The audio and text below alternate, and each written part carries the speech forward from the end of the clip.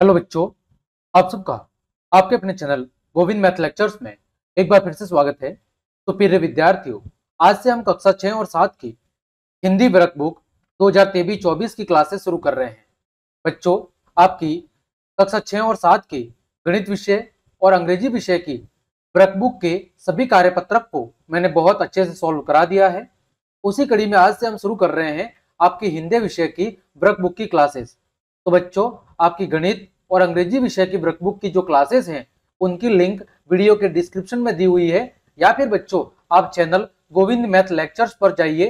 वहां पर आप प्ले लिस्ट में जाकर 6 और 7 की जो गणित और अंग्रेजी विषय की कार्य बुक का संपूर्ण हल है उसको अच्छे से देख सकते हैं।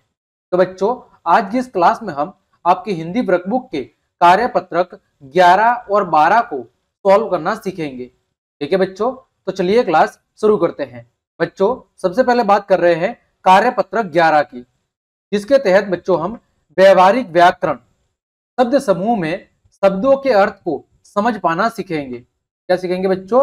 शब्द समूह के अंदर जो अलग शब्द वाला अर्थ है उनको हम क्या करेंगे, समझेंगे। तो बच्चों चलिए क्लास शुरू करते हैं। देखिए बच्चों, पहला प्रश्न, दिए गए शब्द समूह में अलग अर्थ वाले शब्द पर गोला लगाइए। आपको जो शब्द अलग है उस पर क्या लगाना है? आपको बच्चों गोला लगाना है। जैसे उदाहरण के लिए दिन, वार, रात और दिवस। तो बच्चों इसमें से अलग शब्द कौन सा है? वो है आपका रात। तो आपको रात पे गोला लगाना है।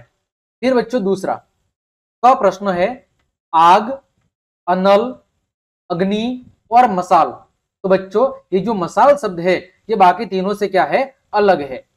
आगे ख प्रश्न, दोस्त, बंधु, दुश्मन और साथी। तो बच्चों इन तीनों से जो अलग है वो है आपका दुश्मन शब्द। अगला ग, नेत्र, नयन, पलक और आंख। तो बच्चों इन तीनों से अलग क्या है? पलक आपका सही जवाब है, जो तीनों से अलग है। अगला घ, पवन, वायु, हवा और तूफान। तो बच्चों जो तूफान है वो बाकी तीनों से अलग है। तो बच्चों पहले के अंदर उत्तर हो जाएगा रात, दूसरे का मसाल, तीसरे में दुश्मन, चौथे में पलक और पांचवें में तूफान। आगे बढ़ते हैं बच्चों, प्रश्न संख्या 2 दिया गया है बच्चों, नीचे दिए गए शब्दों के तीन तीन अर्थ यानी पर्यायवाची शब्द आपको लिखने हैं। जैसे ग्रह, ग्रह के तीन पर्यायवाची घर, आलय और निवास। इसी तरह बच्चों हमें लिखने हैं धरा, धरा मतलब धरती कह लो, भूमि कह लो, वसुधा कह लो या पृथ्वी कह लो, सब इसी के ही क्या है? पर्यायवाची है। तो धरा के तीन पर्यायवाची हो गए धरती, भूमि और वसुधा। फिर दूसरा है खग, खग यानी बच्चों पक्षी। तो इसके तीन पर्यायवाची चिड़िया, गगनचर और पंखेरु। चिड़िया, गगनचर और पंखेरु। अगला ग, कौन सा शब्द है बच्चों? बादल। बादल शब्द के तीन पर्यायवाची मेघ, जलधर और बच्चों वारिधर। मेघ, जलधर और वारिधर। आगे पानी, पानी शब्द के तीन पर्यायवाची जल, नीर और बच्चों अंबु। ठीक है। आगे बच्चों प्रश्न संख्या 3 दिया गया है बच्चों, नीचे दिए गए शब्द युग्म की सहायता से वाक्यों को पूरा कीजिए। यानी हमारे सामने जो कुछ शब्द दिए गए हैं इनकी मदद से हमें इन रिक्त स्थानों की पूर्ति करनी है। पहला, शहर में खाली जगह इमारतें हैं। तो बच्चों इमारतें कैसी होती हैं? ऊंची ऊंची। तो पहली खाली जगह में आ जाएगा कि शहर में ऊंची ऊंची इमारतें हैं। दूसरा, बछड़ा गाय के खाली खाली खाली जगह चलने लगा। तो बछड़ा गाय के बच्चों पीछे पीछे चलने लगा। तो दूसरी खाली जगह में क्या आ जाएगा? पीछे पीछे। तीसरा बच्चों, तुम्हारी कक्षा खाली जगह लगेगी। तो बच्चों यहां पर आएगा सुबह सुबह, तुम्हारी कक्षा सुबह सुबह लगेगी। चौथा, नेहा लोरी खाली जगह सो गई। तो नेहा लोरी सुनते सुनते सो गई। तो बच्चों पहली खाली जगह में क्या आएगा? ऊंची ऊंची। दूसरे में क्या आएगा बच्चों? पीछे पीछे। तीसरे में सुबह सुबह और चौथे में बच्चों सुनते सुनते। आगे बच्चों प्रश्न संख्या 4, सही विकल्प द्वारा रिक्त स्थान भरें और वाक्यों को पूरा करें। जैसे सूरज की खाली जगह हमारे स्वास्थ्य के लिए लाभदायक होती है। तो सूर्य की बच्चों जो किरणें हैं वो हमारे स्वास्थ्य के लिए क्या होती है, लाभदायक, क्योंकि सूर्य से हमें क्या मिलता है बच्चों, सूर्य से हमें मिलता है विटामिन डी। सूर्य के प्रकाश में बच्चों क्या होता है, विटामिन डी होता है, जो हमारे स्वास्थ्य के लिए आवश्यक होता है। तो यहां पर खाली जगह में क्या आएगा बच्चों, किरणें, क्या आएगा, किरणें।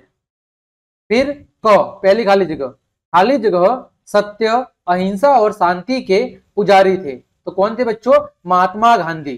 तो यहां पर खाली जगह में क्या आएगा बच्चों, यहां पर आ जाएगा महात्मा गांधी। क्या आ जाएगा बच्चों, महात्मा गांधी। ये आपके सत्य, अहिंसा और शांति के पुजारी थे। फिर है ख, देश के वीर अपने देश की खाली जगह के लिए बलिदान दे देते हैं।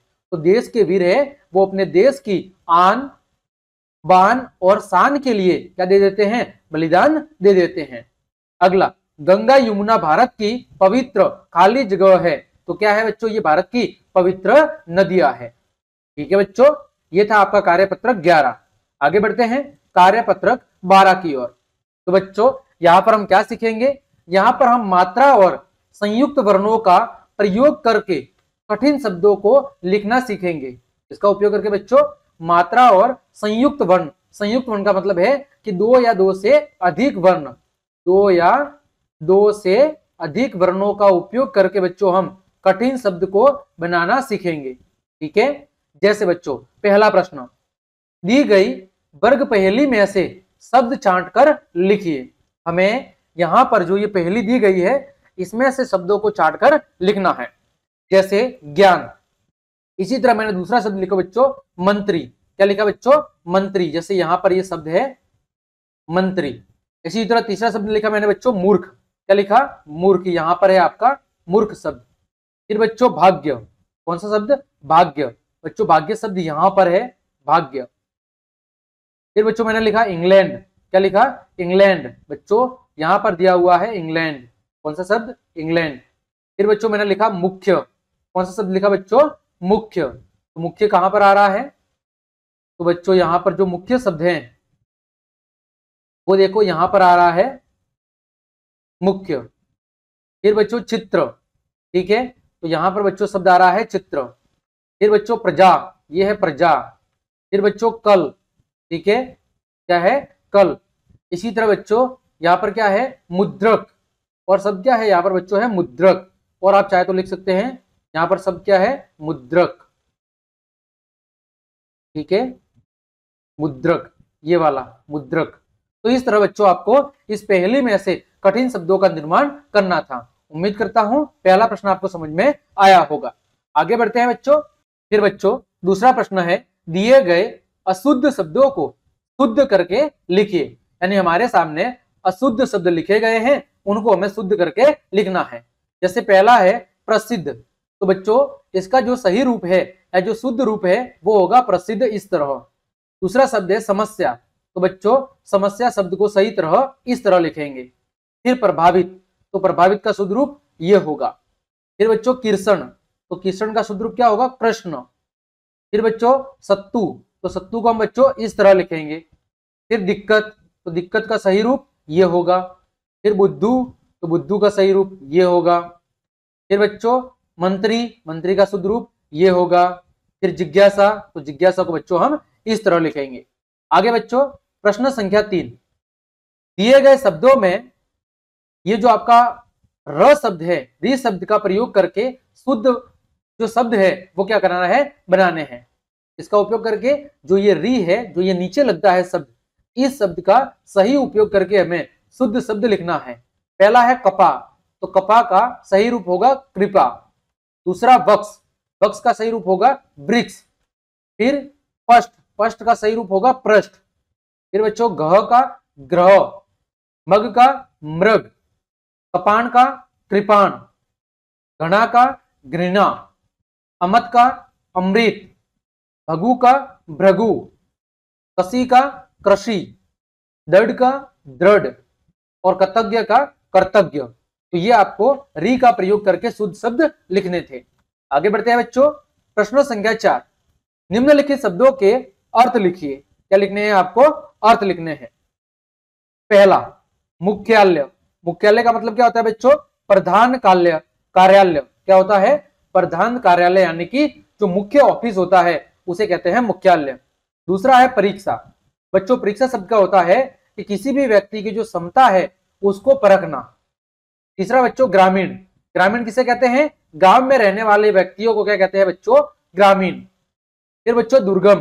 दुर्गम क्या होता है? जहां पहुंचना कठिन हो, ऐसा स्थान जहां पर पहुंचना कठिन हो उसे क्या कहते हैं? दुर्गम। फिर बच्चों गंतव्य। गंतव्य का मतलब है ऐसा स्थान जो जाने योग्य हो, जहां पर जाया जा सकता है, उसे कहते हैं गंतव्य। फिर बच्चों अदृश्य। अदृश्य का मतलब है जो दिखाई न दे, उसे क्या कहते हैं? अदृश्य। फिर बच्चों विस्तृत।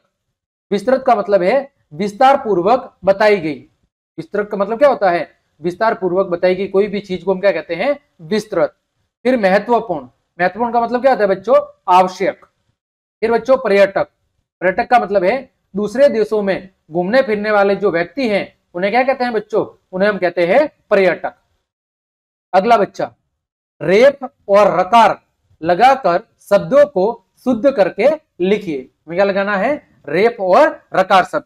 देखो गहन, तो गहन के लिए हम क्या लिखेंगे? ग्रहण। दूसरा सत, सत के लिए क्या लिखेंगे? शर्त। फिर वक, वक के लिए क्या लिखेंगे? वक्र। फिर सूय, सूय के लिए क्या लगाएंगे? सूर्य। गमी के लिए गर्मी। व्रत के लिए व्रत। ठीक है, तो यहां पर व्रत भी लिख सकते हैं बच्चों, और क्या लिख सकते हैं? ये इस तरह भी लिख सकते हैं, वृत। ठीक है। फिर बच्चों प्रतीक्षा, तो यहां पर क्या होगा? प्रतीक्षा। फिर बच्चों डामा, क्या होगा? ड्रामा। फिर बच्चों प्रयास, प्रयास का क्या होगा बच्चों? प्रयास। ठीक है, तो इस तरह बच्चों हमने आपकी हिंदी विषय के कार्यपत्र 11 और 12 के सभी प्रश्नों के उत्तर बहुत अच्छे से जान लिए हैं।